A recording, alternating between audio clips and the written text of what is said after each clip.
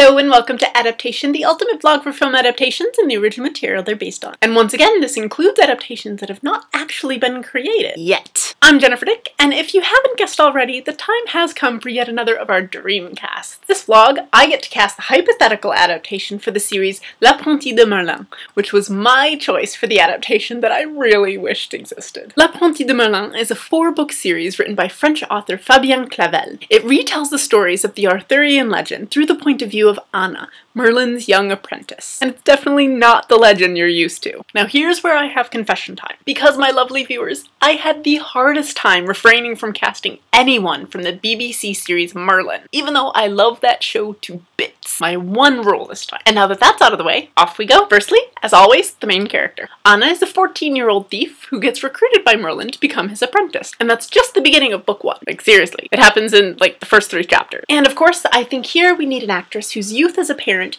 but who can also bring a maturity to the role as she grows. Enter Mackenzie Foy, who will be starring as Clara in The Nutcracker in the Four Realms later this year. Her face screams innocent, and yet I think she would have the acting chops to pull this off. Or at least, I hope. Next is the series' other title character, Merlin. Because Arthurian legend is nothing without the old sorcerer. Anyway, my choice for Merlin, Ralph Fiennes. Now this probably seems like an odd decision. After all, Ralph Fiennes is probably best known for the villainous roles, most notably Voldemort in Harry Potter. Heck, he even voiced Ramesses in The Prince of Egypt. However, no one can deny that he's a fantastic actor. And I think he would be able to play on the gravitas of the character of Merlin, while still pulling in a little bit of the humor as well. And not to mention, I think he'd pull off the white beard. And then we have the Lady of the Lake, who's actually a fairy named Morg. She plays quite a big part in Anna's early magical education, and comes back in a big way later in the series as well. And who have I chosen? Clémence Poésy, who I think Harry Potter fans would also recognize. Hint, she plays Fleur Delacour. Blonde, beautiful, and not to be messed with. So I know what you're thinking. If this is a series about Arthurian legend, where's Arthur? And I promise, I was always coming to that. But you see, it isn't until the end of the first book that Arthur actually appears as a newborn baby. And then he ages pretty quickly between each subsequent book. So for this reason, I've chosen to cast not 1, but 2 actors for this role. And you might also be wondering, how is that even possible if I've only cast 1 person so far for all the others? To which I reply, wibbly wobbly, timey wimey. Anyway, here most of all was the biggest temptation from BBC's Merlin. Nothing would please me more to see Bradley James as Arthur just one more time, but a rule is a rule. So instead,